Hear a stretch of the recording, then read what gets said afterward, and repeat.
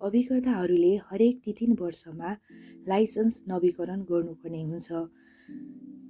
कतै तपाईँको नि लाइसेन्स नवीकरण गर्ने बेला भएको छैन, थप 1 दिन मात्र ढिला भयो भनेदेखि थप 1000 लाग्छ।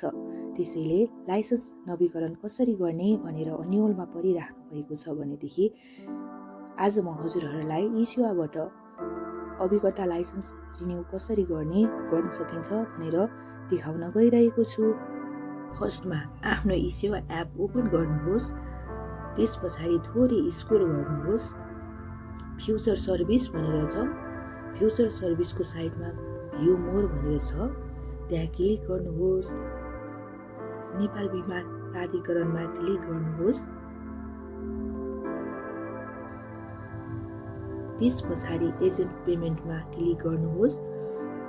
हामीलाई हाम्रो लाइसेन्स रिन्यू गर्नको लागि लाइसेन्स नम्बर र लाइसेन्स इस्यु डेटको आवश्यकता पर्छ। हजुरहरूले ब्रान्चबाट पनि लिन सक्नुहुन्छ।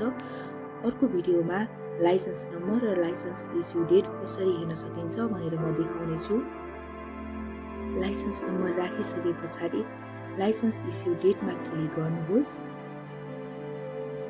त्यस पछाडि फर्स्टमा इयर चुज गर्नुहोस्, मन्थ चुज गर्नुहोस् र डे चुज गर्नुहोस्।